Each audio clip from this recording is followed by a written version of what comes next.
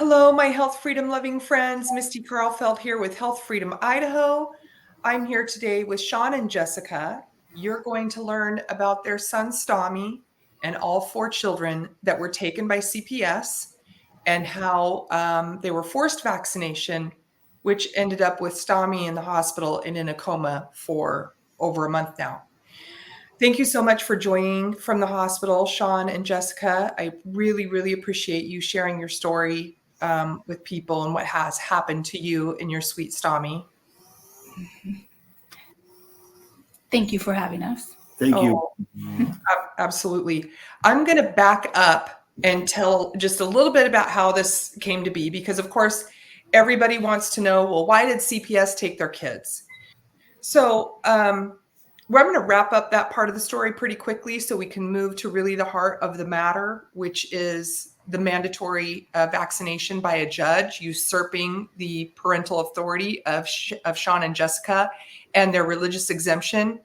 And just explain that a little bit, because everybody will be saying, well, maybe they deserve to have their kids taken. I can't believe we still have this mindset out there after years and years of raising awareness that CPS does take children wrongfully and interfere in the lives of families. But I want to let's just clear the air right now. I think we all have family members. I've definitely heard of family members that are in disagreement with the lifestyle of a family. And some people take that way too far. In this case, Sean's mother has interfered with their home, actually had their home taken from them. And in a statement from Sean's sister to the police there in Nevada, the Metro Police, she even explained to the police that Sean's mother said that she was going to take their home and she was going to take their children too. And she's made good on that word. And we're talking about a woman who, after released from prison, has done a multitude of horrific things that are all public information. And we might save that for a later date. But just know that this is what we're dealing with. And I guess for me, if I had heard this for the first time, I might be shocked and like, well, I can't believe family members do that to other family members. Unfortunately, after dealing with CPS cases for years, this is all too common. And I'm talking about ex-spouses, ex-boyfriends, ex-girlfriends, ex-sisters-in-laws, ex-besties, really using CPS as a weapon to hurt somebody that they are mad at or don't like, or, whatever their vindictive reason is, really disregarding the actual harm to children, on your vendetta spree. So this is not the first time I've heard this. I wasn't shocked by it. The shocking part, right, is that it's somebody's mother, and this is the grandmother of these children, who this will ultimately, rest on. Okay, so that being said, I do want to explain that that's why there's certain laws that are important when it comes to CPS. One of them being mandatory reporter laws. In Idaho, for example, everybody is a mandatory reporter.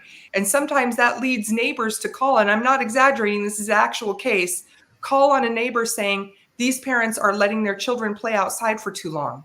And because a case is started, then the caseworker comes to the house, and so begins the traumatization of a whole family. Okay? So these mandatory reporter laws are a problem.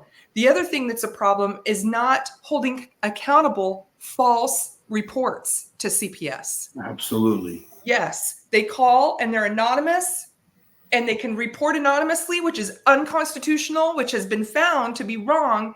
In the state of Arizona, for example, has already hashed this out. You cannot call anonymously and make a false claim and get away with it. You shouldn't anyway. People do. You shouldn't. Okay? So these are the kind of things that we're dealing with that are already set a system up to be weaponized against a family. And that's where we're going to come into this situation with Sean and Jessica.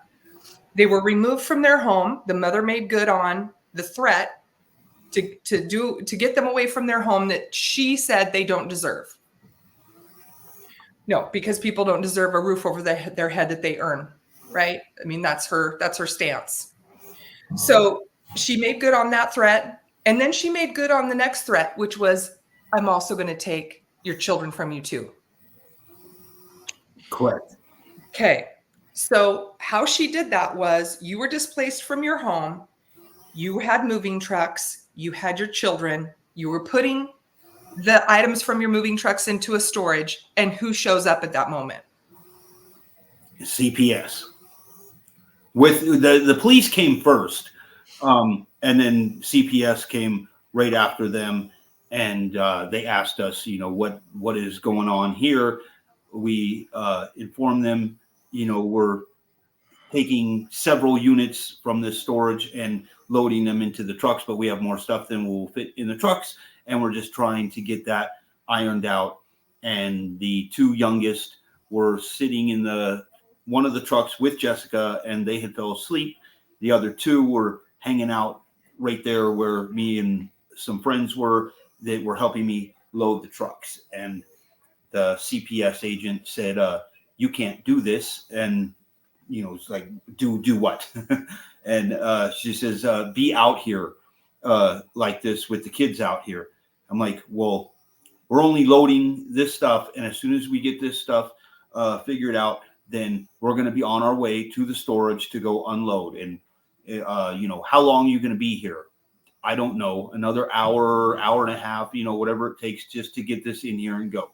Well, that's not good enough. We're going to be removing them right now. And I specifically asked, do you have a warrant? She says, NRS section something or other gives me the power to take them. I don't need a warrant. And the police backed her up on that and said she did not need a warrant. And so they took the kids. So why did they say that you couldn't be there? She said that, it was quote unquote dangerous for the kids to be there, and to be asleep in the front of the truck. I kind of said, so if this was an RV, there wouldn't be a problem. I'm like, and she said, well, it's not, it's moving trucks. And so it was just very unfair to me. The way I saw it, it was like, they're not in danger. They're not running around in the middle of, the boulevard or anything. We're on a side street, and, they're not running in the street. They're just sitting over here by the truck where we are, the, Stami and Wrecker. And, it didn't seem like anything bad at all to me, but that was her whole basis for removing the kids, was that they quote unquote, can't be there like that. Okay. Well, and here you are, right? You're with police officers who are armed, I suppose. Mm-hmm. And then somebody's stealing your child, and those police are armed, protecting the person who's stealing your child, right? Correct. And so that leaves you to do what? It was very frustrating. I stated, I pushed the issue on, do you have a warrant? And the one cop, he was just very, you can't believe everything you see on, because I told him, I'm like, I've watched videos on YouTube, where parents have, been talking about the fact that, CPS has to have a warrant. The kids' lives have to be in danger.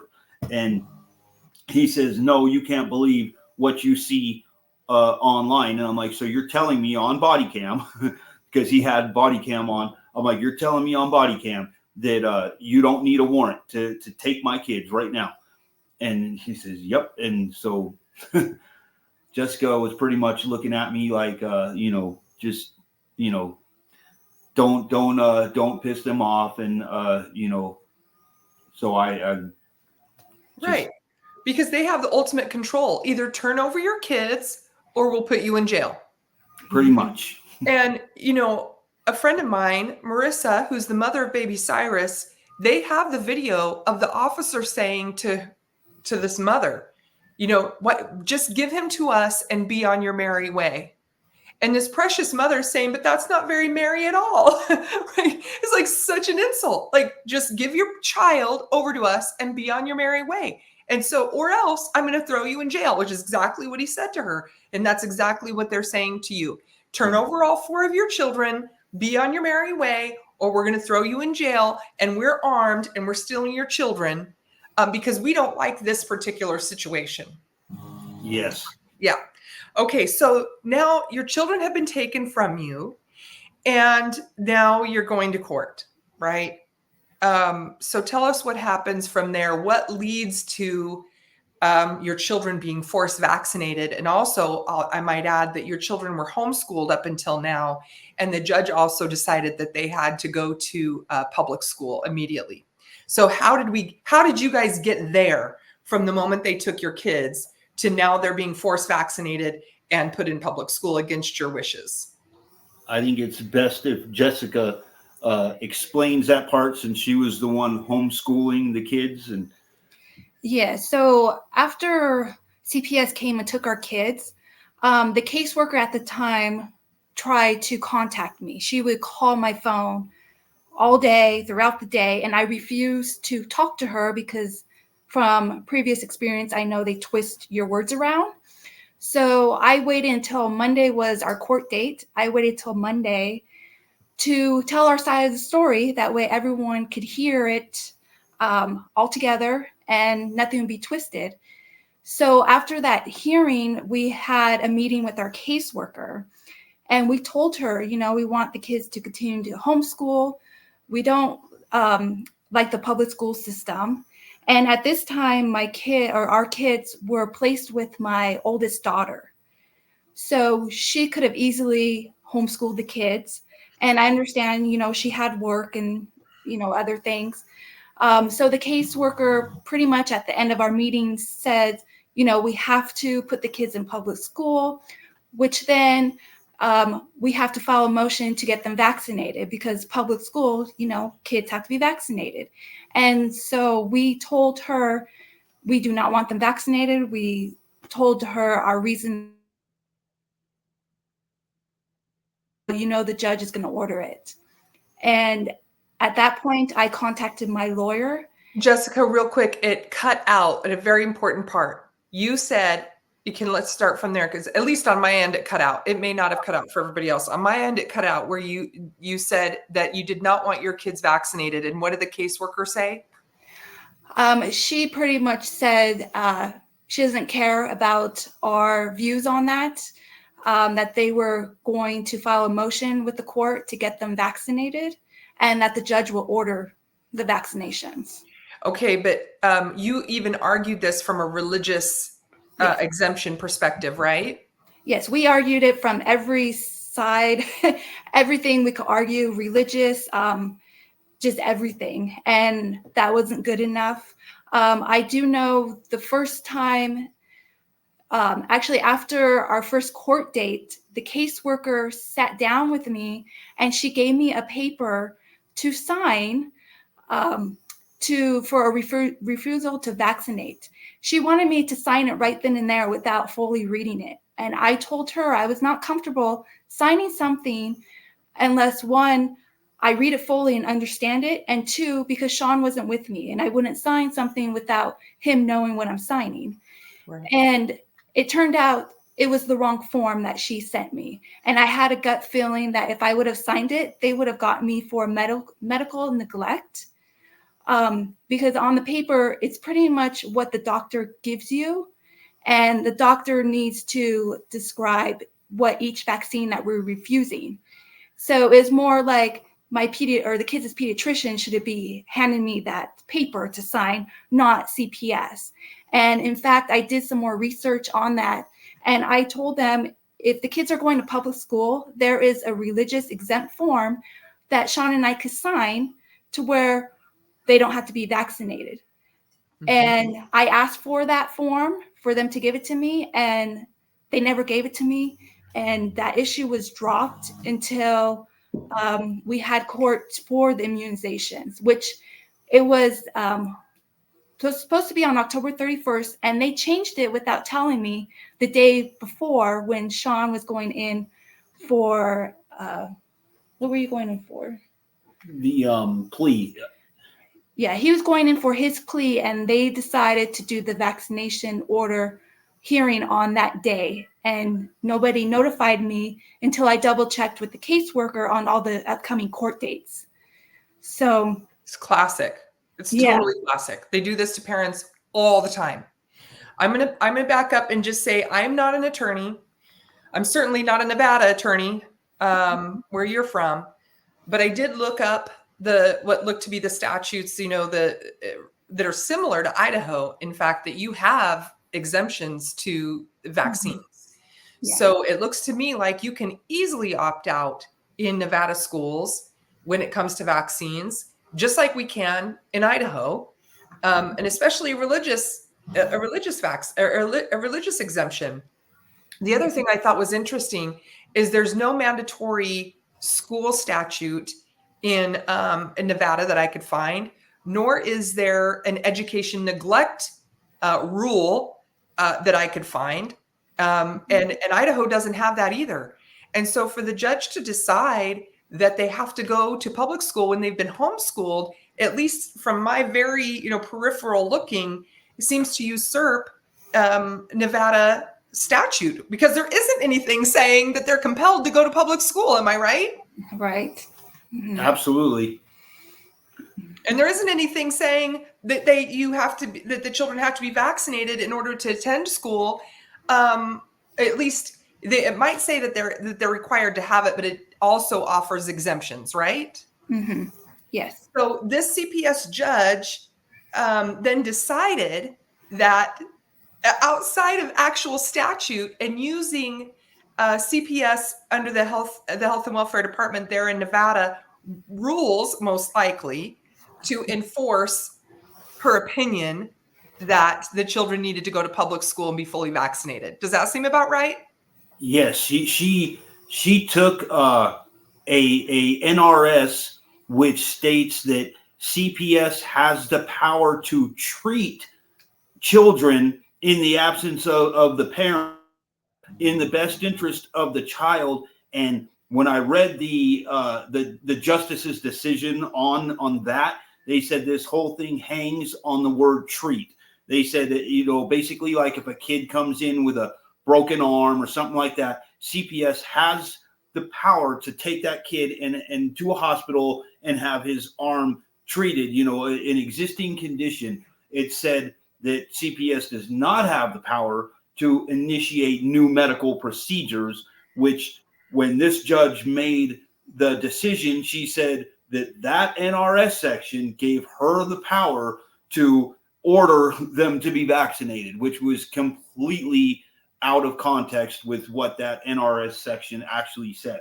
And when you say NRS section, what does that stand for? Nevada Revised Statutes. Okay, so is that an actual law, an actual statute, or is that a rule for the department? That's at the Nevada, state law level. Like, Okay. it's not just a CPS thing. Okay, so the state law says in the absence of a parent that a judge can initiate a treatment. Right. The CPS has the power to treat, a medical condition, basically. Okay, and so in the absence of a parent, were you absent? We were not absent, but I believe where they were going with that was, when they take a kid, if they're bringing the kid in and they find that the kid has some type of medical, basically like an emergency, that CPS has the power to take them and have them treated without the parents' consent, basically, Oh, yeah. Yeah, I mean, that makes sense. I think we do have something like that here in Idaho through the rulemaking process for the department, that basically if they try to reach the parent and they don't reach the parent, that they have the ability to treat in the case of an emergency. And certainly this is misused to say that you have to do some preventative treatment such as vaccination. And that's every parent who doesn't vaccinate, even if there's only one that they don't vaccinate on, like maybe it's chickenpox and they go, I don't want to do chickenpox. I actually want my child to be exposed to wild chickenpox and have the immunization, the natural immunization that having the chickenpox brings. And so even if a parent makes the one decision on one vaccine, the concern is that their authority could be usurped by a CPS judge who just decides willy-nilly that that's the one that they, I shouldn't say willy-nilly, based on their own belief system, that that's what they're going to impose on another family. I mean, this is a real concern.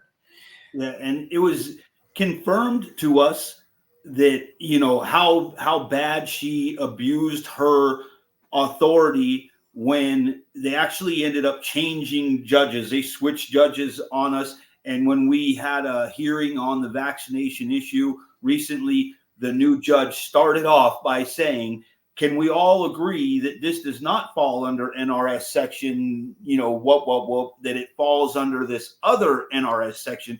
So she basically started off by taking it out of that section right off the bat, because she knew that it did not give them the power to overrule the parents. Right. It doesn't fit because this wasn't a treatment of some emergency and that you weren't around to speak to. Exactly. Okay. So I remember you were talking about there was a court hearing you were trying to get to, but they had a big event in Nevada that prevented you from getting there. Which case or which hearing was that for? That was for the vaccination hearing. We were 10 minutes late, and the caseworker came out and she said, I'm going to go back and talk to the judge to see if she could rehear the hearing. And she came back and she's like, nope, the judge is not going to rehear it. She ordered the vaccination, and pretty much that, we had that, if I could butt in, that day it was because what CPS did, which made no sense to me, they divided me and Jessica's cases in the beginning, and they were trying to pit, like, basically, us against each other, kind of like. Yep. And then, so on this day, it was for me to go in for my plea. Jessica, I believe, was scheduled to go the next week or so to her plea. So on this day, because of the F1 race, we got there 10 minutes late, like Jessica says, and without us being present, like they decided to move the vaccination hearing, which wasn't scheduled until the next day. They moved it up to that day, and so they held my plea hearing in absentia and held the vaccination hearing without either of us present, either of our lawyers present. And I wasn't there for my plea hearing, so they substantiated my charges without me even being there, and then turned around and held the vaccination hearing without us there, without our lawyers there.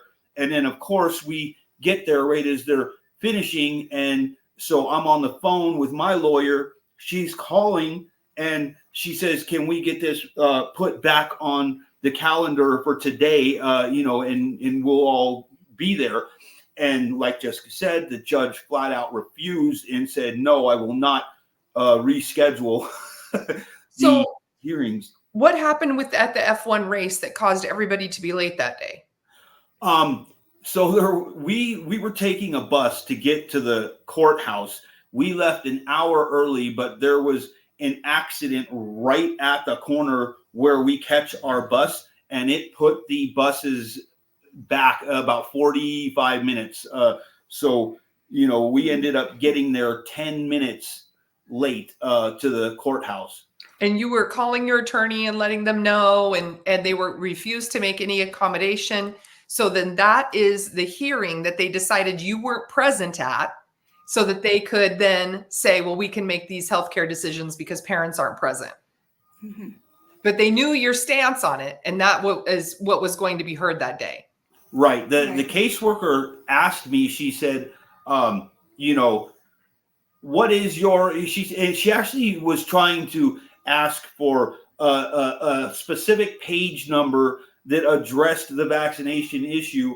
And we told her, under a religious exemption, we don't even need a page number to give to you. All you have to do is, put it on the record that we have religious, objections.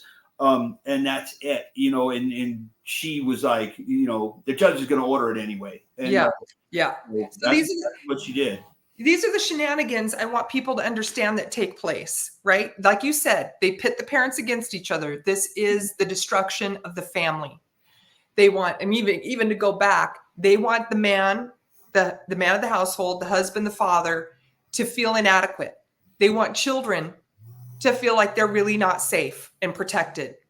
Mm-hmm. Then mother and father are pitted against each other. And then the foster care mom, and we'll get to that, but the foster care mom, which is totally offensive anyway and confusing to children, gets told that they're so much better than the actual parents. And then things get said to the children that start, all of this is ripping apart the fabric of the family, which is the ultimate sovereign in America. It's so frustrating to me that people can't see this. And it's frustrating to me that whether wittingly or unwittingly, we have police participating in this, caseworkers participating in this, judges and attorneys participating in this. And people have got to open their eyes and see what they're participating in. It's like if everybody does just a little bit of the destruction of the family, they're not seeing the entirety of what's taking place, which is why I do these interviews and these videos, so that people could understand that whether unwittingly or wittingly, their little part in what's taking place with this family is an ultimate destruction of the ultimate sovereign in America, which is the family. And the trauma that carries on from this affects generations. And these are the generations that are supposed to lead our country. Oh, I could be on this soapbox for days. So it makes me livid and enraged. And I'm not even the parent. So I'm just over here, not the parent, trying to raise awareness. I can't even imagine how you're feeling when they change the schedule on you. And then all these things happen out of your control. You can't get there. You're 10 minutes late. They won't rehear it. They know you're against it. They know you have a religious exemption. They know they can't ask you to point to a certain page to defend your religious exemption. They know that. But outside of knowing all that, they go ahead and decide that your children are going to be vaccinated against your will, against your religious exemption, and misuse a statute in Nevada to do so, which they've already admitted to, because now they've moved it underneath a different statute saying, of course, they don't have that authority in this situation. But now the damage is done, right? And so who pays for the damage now? Now all of your children received their first rounds of vaccines. Mm-hmm. I'm going to go ahead and share there's sweet Stami. Let's get his picture on here. And here's his, let's see if I can share his vaccine record. It's really hard, small to see. But you can see it. Let's see. Nope. And I think it's worth noting that when I was looking on the NIH website, that there is only 2 vaccinations that the NIH correlates to encephalitis, which is the DTaP and the MMR, and Stami received both of those. Well, he received all of the first round, and all 4 of your children did receive the first round, like all of them. Correct. Yeah. They did all the shots all at one time in one day. And then they had scheduled them to come back 2 months later? Mm-hmm. And they actually called them in early to come and get the second round, but the other 3 were sick. And so Stami was the only one that went in for the second round, and they gave him all shots, all at the same time, same day.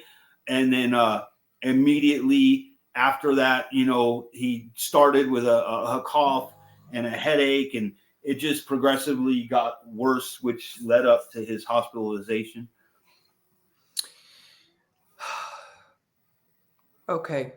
So what did that look like for him? He got the second round. The other kids didn't because they were sick that day. And what did that look like for him? How did this come on for him? So we're looking at February 14th, Valentine's Day. I'm going to try not to get emotional here. So with CPS, they give you visitation with your child. So every week we have 2 days of visitation, an hour each, which landed on Wednesdays and Fridays. So Wednesday was Valentine's Day. At that appointment, everything was fine. All the kids were playing. Stami was playing his normal self. And we didn't know then that would be the last time that we saw, Stami as himself. The next day, February 15th, is when he started not feeling good. He still went to school. And then coming Friday, he just was throwing up, not eating, just tired. And that progressed during that weekend. And then the coming Monday, February 19th, was the last time we talked to him on the phone. And we knew he was sick, so we called to check in on him. And we asked how he was feeling. And he said that he was tired. He just wanted to get a drink of water and lay down. And that was the last time that we talked to him. He was very weak sounding on the phone, which for a kid, like out of all our kids, he's, the perpetual joker. He's the one that is just so goofy and so, full of life all the time. And he sounded so weak. He's like, I'm like Jessica said, he said, I'm just going to get some water and lay down. And I looked at her and I told her he does not sound good. And then her daughter messaged the next morning and said that she was rushing him to the emergency room. And why was she rushing him to the emergency room? What were his symptoms at this point?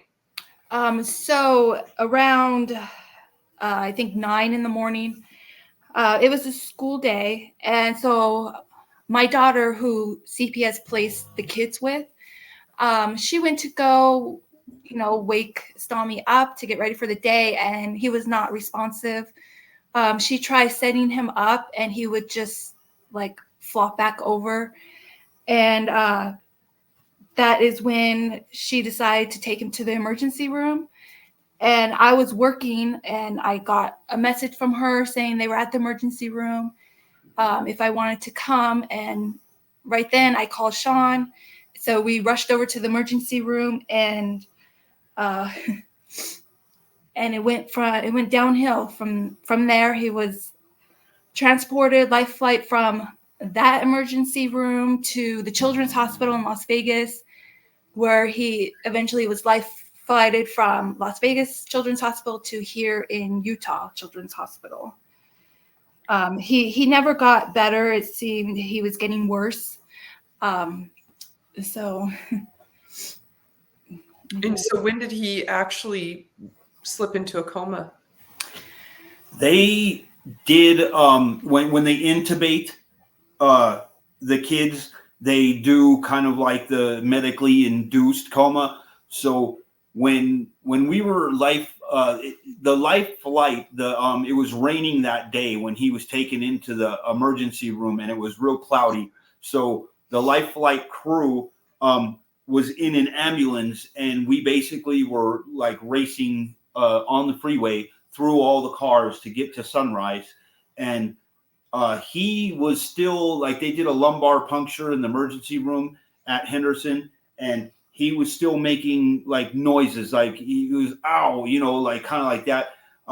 So he was conscious to that extent. It was like he couldn't like talk, but he wasn't in a coma.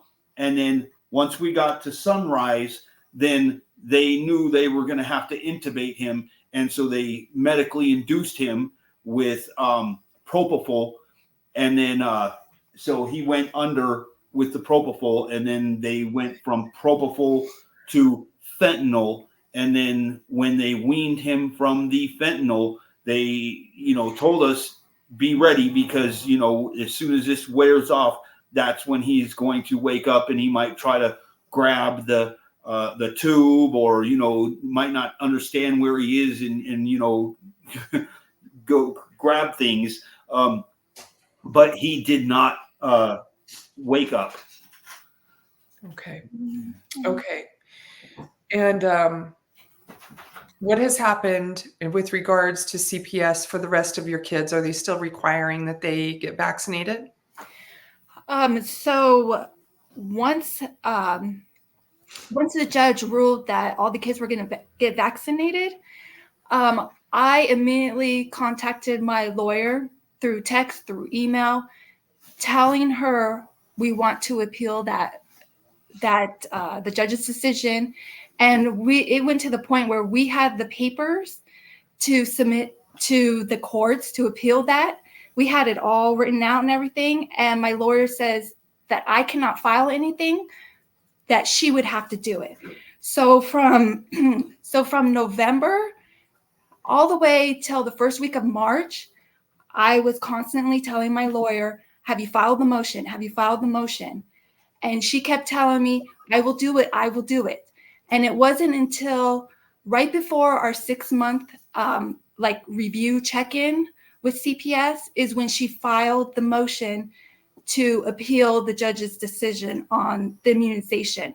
So my stance is, even though the judge ordered the vaccination, my attorney, if she was doing her job, she could have prevented the kids from getting their vaccines if she would have filed that motion when I first told her to file it. So I blame the judge, but I also put blame on my lawyer, and the lawyer is appointed by CPS, by the family courts. So they all work together. Right. So they're all getting paid from the same fund. Right. Yeah. Right. So they're not financially incentivized to protect you or protect your kids. They're financially incentivized for this to drag on for a long time, so they can keep charging for really doing nothing, right? Yes. The less they do, the more they get paid. In an unheard of move, the week after they held the vaccination hearing, like when we were late 10 minutes, the next week Jessica went in for her plea, and her lawyer, the DA, they were all late that day, right? We sat around and waited for over a half an hour for them to get there, and the judge had no problem waiting for them to get there. Yet the week before, it was, oh no, you guys are 10 minutes late. We will not redo the hearing. But on that day, we had to wait. Well, she tried to get Jessica to agree to plead guilty or no contest, and Jessica said, I absolutely will not do that. And her lawyer quit. Her lawyer straight said, I will not represent you. And so we walked into the courtroom, and they told Jessica, you have to defend yourself. Jessica, who has never been in a court like that ever, and is not a lawyer or anything near that, basically was left all by herself to defend herself on the day of her trial. And why did your lawyer quit on you, Jessica? So a couple days before my trial, Sean was rushed to the emergency room. He had stroke symptoms. So he was in the hospital for a couple days. So my lawyer used his illness, his medical emergency, as an excuse of why she wasn't prepared for the trial. And actually, I have text messages from her saying she is not prepared for the trial. And she was telling me that, oh, the judge will move it, from 2 weeks from now. And of course, that didn't happen. So, and then Sean came with me to my trial, and when my lawyer showed up, she got mad that Sean was with me because she was going to use Sean as like, you know, the excuse, like, oh, I'm not ready because, you know, she's been in the hospital. And yeah, it's a joke. And I want to add, when Stami was first in the emergency room, at the first hospital, the caseworker came to the emergency room, and instead of, you know, putting the case aside, put everything aside and being a normal human being, she went and told me that I need to start working on my case. I need to do this. And I told her then, I'm like, I do not want to talk about my case. It's not important right now. What's important is my son's health right now. And she kept saying, you know, this wasn't caused of the vaccination. Yeah, when she went up to Jessica and said, just so you know, so we're clear, this has nothing to do with the vaccinations. Like, that's what the attorney said? That's what the caseworker said. The caseworker. Because the caseworker is a doctor? Exactly. I'm like, when did she get her medical degree that she knows, you know, from looking at him laying here, what is wrong with him? Okay, so real quick, he has been diagnosed with ADEM, right? Yes. And right here, according to the NIH, here's a PubMed that talks very much about ADEM being a part of vaccine injuries. So this caseworker is just really talking out of ignorance, is not a doctor, but caseworkers tend to think that they're all things. They tend to think that they're counselors, psychologists, doctors, attorneys. They seem to think that they are the expert on all the things, child rearing, you know, all of it. Yeah. They should also be like your religious guide, you know. They're like all the things, these caseworkers, right? But here it is right here, and people can look this up. I'll include a link in the information below this video, so you can see that ADEM is very much connected to vaccine injury. So anyway, carry on. Yeah, and she mentioned that several times throughout Stami being in the hospital.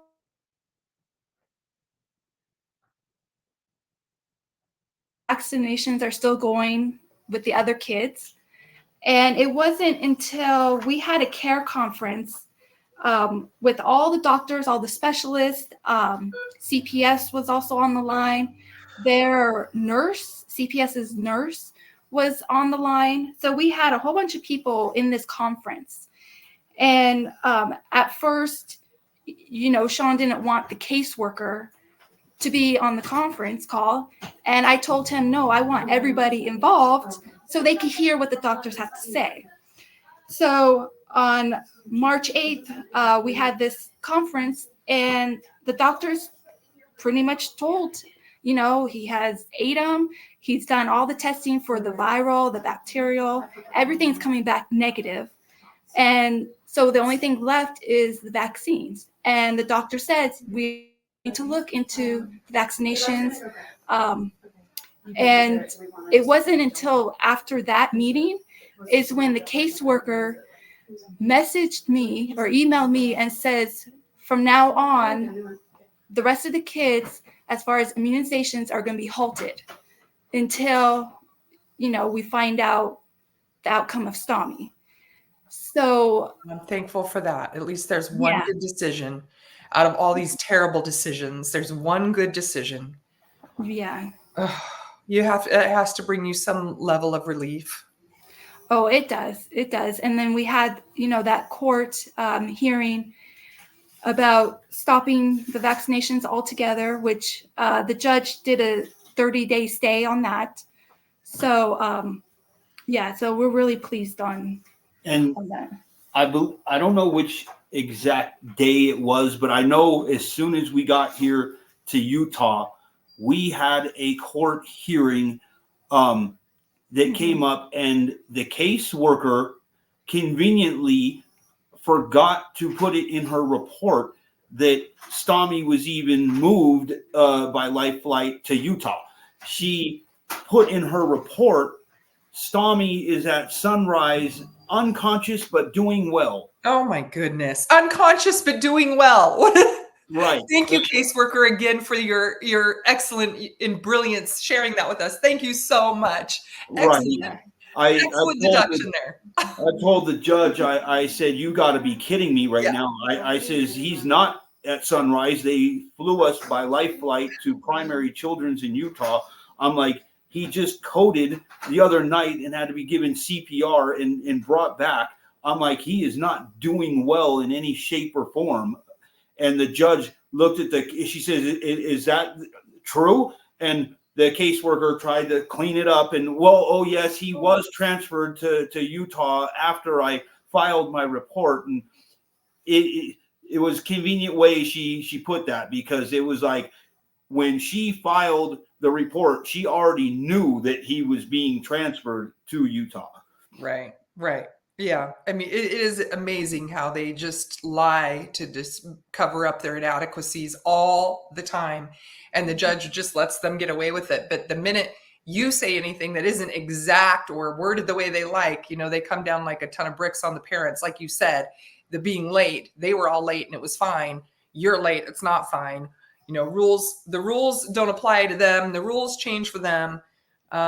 Anyway, it's totally disgusting. I'm so sorry that she said that about your son as you're there with your son fighting for his ability to live. It's just absolutely evil. Yeah. And just to add a little more to that, during this time, up till about 2 weeks is when we got a new caseworker. But up until about 2 weeks ago, the caseworker, she was pushing us to complete like mental health assessments while we're here at the hospital, handling Stami's situation. And I flat out refused, and I told her why.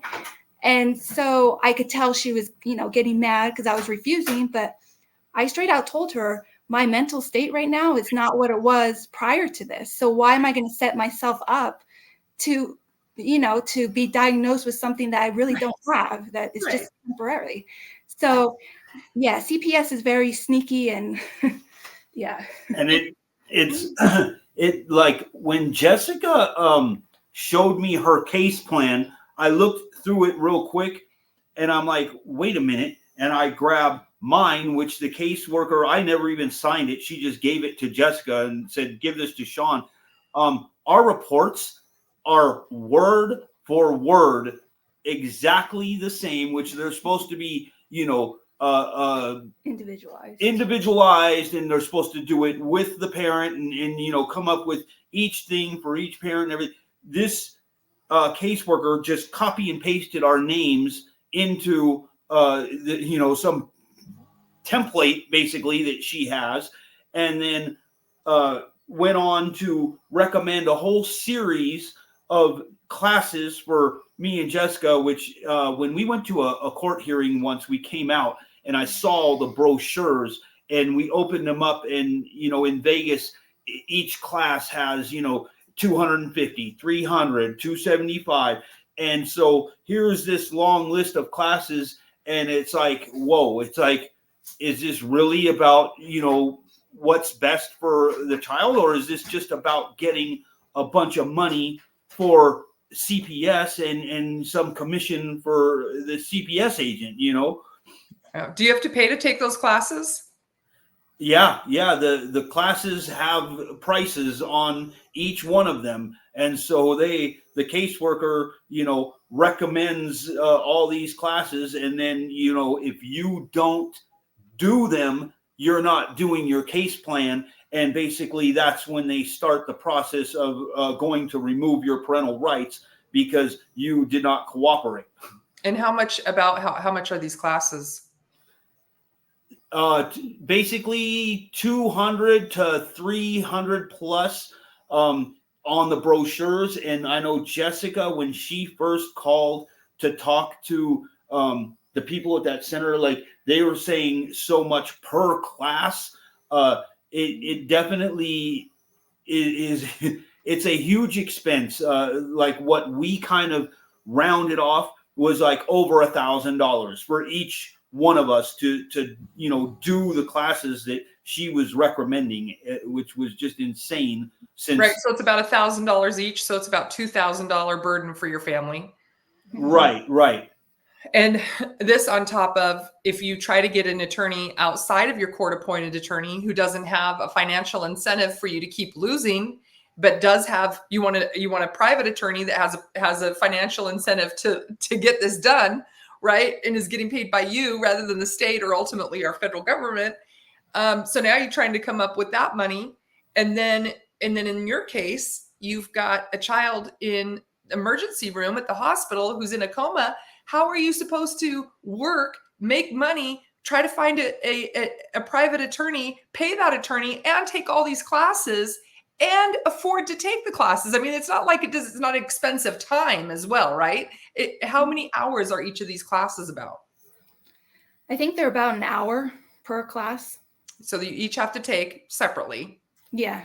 And they actually, the judge, that was the hearing that we did from here in the bathroom with the laptop, where the judge said, oh, well, if they're in Utah, then we'll just do tele hearings or whatever, the tele classes. Like, and we're trying to tell the judge, we're sitting here at his bedside, and it is like minute to minute. He's desatting several times a day, code blues one after another. Like, we don't have the time to go and set up and start doing, these classes from somewhere here in this building. It's like our son is sitting here fighting for his life from minute to minute, Right. And you've had to advocate for his life many times. And it sounds to me like without your presence, he might not be with you still, right? Absolutely. Right. Yeah, I would say when he was transported from Las Vegas up to here to Utah Children's Hospital, I would say, they did the MRI, did all these tests. And not one doctor, but two doctors came in, I would say probably about 4 or 5 days after we've been here. And they basically said, he's brain dead. And there's nothing more that they could do. And it's like, when you hear those words, yeah, like for me, it's like, okay, so what does that mean? What test did you do? And I asked, I'm like, what tests did you do? And I want to see you do those tests so I can have confirmation with myself and I can see it with my own eyes that, okay, there's nothing there. And it got to the point where these doctors were so convinced and were trying to convince us that he's not there anymore, that Sean and I were actually, I don't want to say believing them, but we were kind of preparing ourselves just in case. And it got to the point where we're like, okay, are we going to donate his organs? Like, how are we going to tell the other kids? Like, it got to that point, which it puts you into a different state. And we're like, no, he's there. He's a fighter. And so our outlook turned around. And, I was telling doctors, I want to see something. Like, they never gave us like the MRI results. I have yet to see the images of that. The brain tests that they do, or how to determine when someone's brain dead. They never did that in front of us. And I don't even think they ever did it. They were just going off the fact that he wasn't moving, like he was still in a coma and not waking up. And I don't know if they were trying to, because at this point, they didn't know what he had. ADEM was circling around that he could have that, but they didn't know. So there wasn't something that they could just look up on the computer and be like, okay, in 2 weeks, he'll be coming out of the coma. Right. So it was kind of like they were guessing, but at the same time, they were telling us stuff that wasn't true, and they wanted us to believe it. It was the purpose of the first CARE conference, was to basically have us sit down with all the specialists, the neuro team, and all of them, and they basically put it out on the table and said, he's not there. If if he were to be taken off the ventilator, or he would pass. And so it was kind of a hard one, because the doctor, I believe she's the one that okayed to come down and get him and bring him here for the plasmapheresis treatment.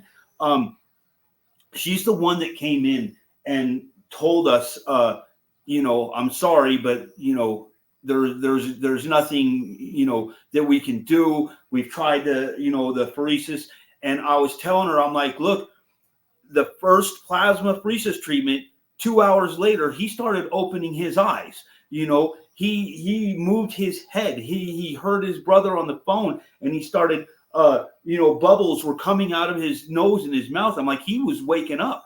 And then he kind of went back into sleep. And then right after that, his heart rate had been going up and down, up and down, up and down. And the doctors were saying, this is because of, what he has. It's just him. It's why this is happening. He ended up coding, and they had to give him CPR, and it took over 2 minutes to get him back. And then, so when we have this care conference, they're saying, we're not seeing anything from him. And it turned out that that up and down heart rate, the line that they put in for the plasmapheresis treatment actually went too deep and was touching his heart, and it was throwing his heart out of rhythm. And that's why it was going up and down, up and down, up and down. And so when his heart had stopped, that's why. And the doctor, he came in and pulled that line up and moved it, repositioned it. As soon as he did, boom, his heart rate came up and was stable, 71, 72. We're like, wow, but he had already been given CPR. So in the morning, he had a collapsed lung. It was like this kid, everything was it was going against him, And so that was the days following that is when they were looking at him and they're saying, well, we're not seeing anything. And I'm like, dude, give him a chance. I'm like, he's sitting here with a collapsed lung and he just coded and everything. I'm like, you haven't given him a chance to recover yet, And so they did the EEG because they thought that it was going to show nothing. And when they hooked those sensors up to his head, I walked over there and I was standing there looking at the monitor, and Jessica went over there and started talking to him, and you could see zoop, zoop, zoop, zoop, zoop, zoop, the lines on there. And I'm like, I told you. And so then they were like, well, it's not when we go to the care conference, they says, yes, there was a reaction. They're like, but it was in the wrong side part of the brain. And so they're like, that was the white matter and it's the gray matter that matters, or vice versa. I told them, I don't care. Yeah. No. I said, my kid is not BD. He's there. He can hear us. He knows what's going on. I'm like, his eye will be dry for hours. I'll start talking to him and he'll make a tear come to his eye. I'm like, that is all I need to see to know that, if he fights, we fight. You know what I mean? Yes. And there's no caseworker, no government entity, no doctor, no nurse that will fight for their child like a parent. That's just a fact. Yeah. So you're in this place where you cannot leave his side because you're his biggest and only advocate, the two of you. And so then you're caught between how do we leave and go take these stupid classes and pay a gazillion dollars to do it just to satisfy this case. So now where do things stand in your case in regards to getting your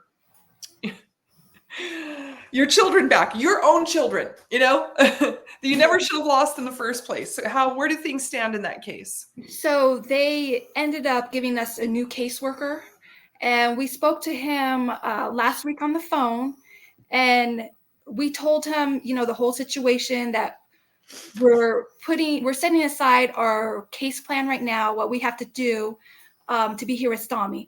And this caseworker, it's like a 360 from the other one. He was so understanding, and he even said, I am not worried about your case. I'm not worried about any classes. I want you to just focus on Stami.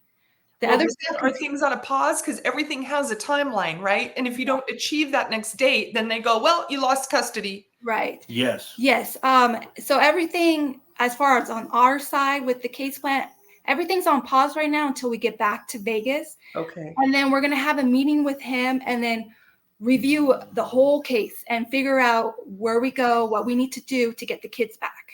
Okay. Are you looking for a private attorney that can help you guys? Absolutely. Yeah. Okay. But of course, that takes money. And of course, you haven't been able to work while you're by your son's side 24 hours a day. Right. Okay. So that leads me to, let's share this.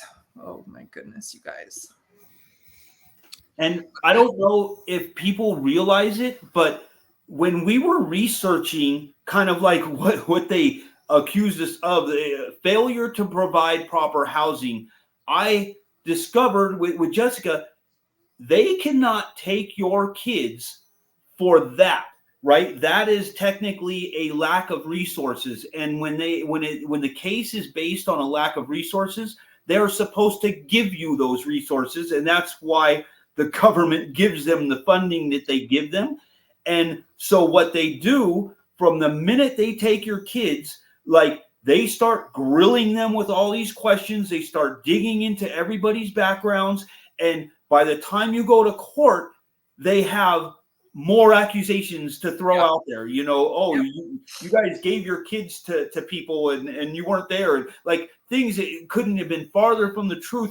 But those ended up being the quote unquote reasons why they were going to keep the kids and why we need to take classes for that and classes for this. And I told the new caseworker, I says, you know, if you take out all the those ancillary made up things that the last caseworker came up with, the only thing that really is there is what was there from the beginning. The lack of resources. You know, we don't have the house because, you know, my mother title frauded us out of it. But that's it, you know.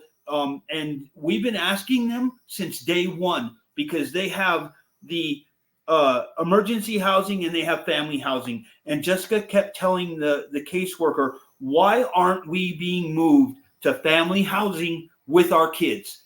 And the caseworker would give her every excuse in the world and tell her, when you're done working your plan and doing your classes, that's when we'll deal with giving you your kids back.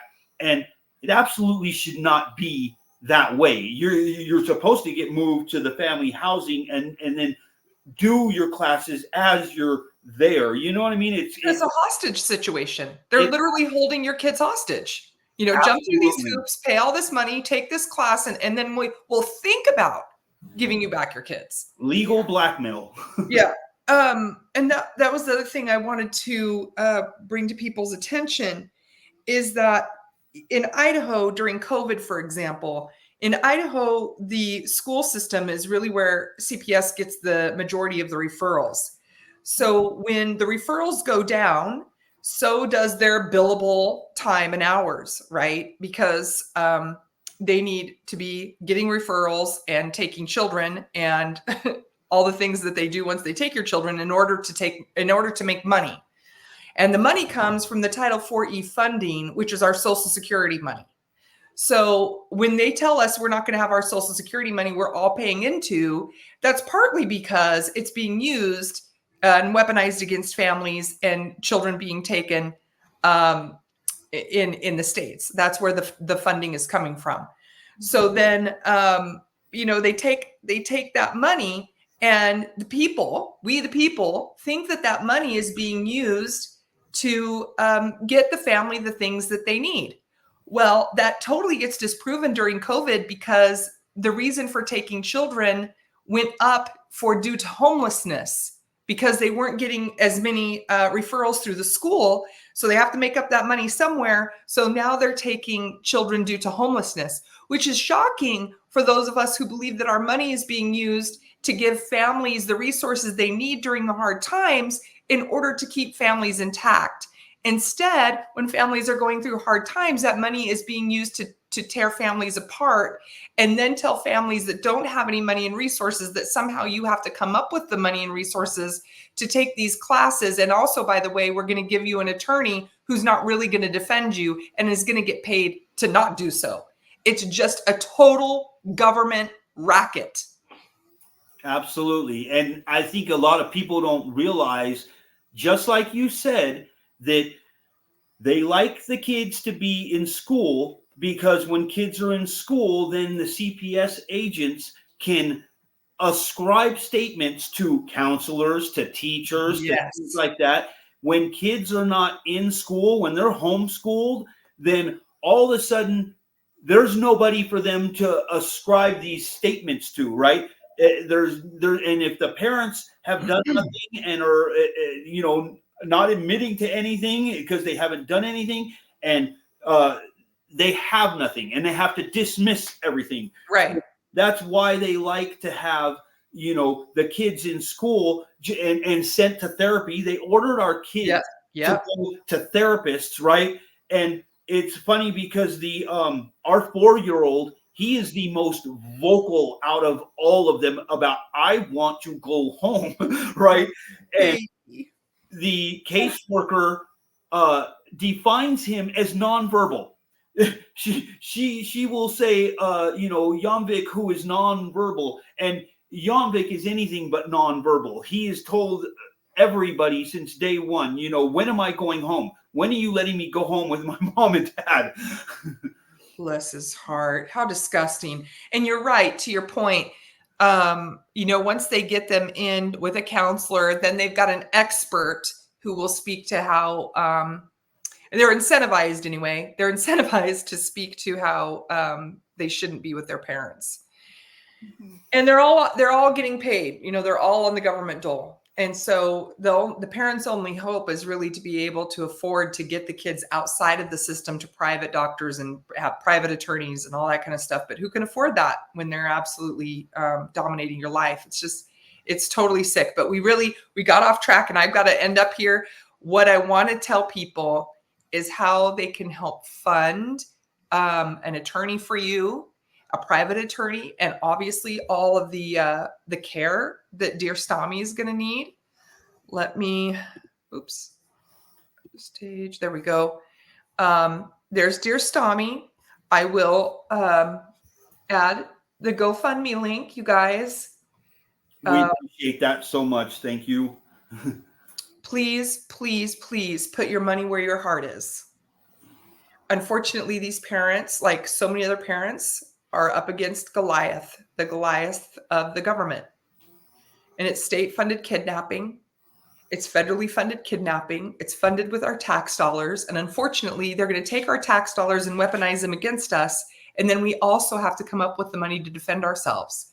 That's just where we're at today until some people really start turning things around. And there's plenty of other videos. Health Freedom Idaho speaks to all of that. You can check that out.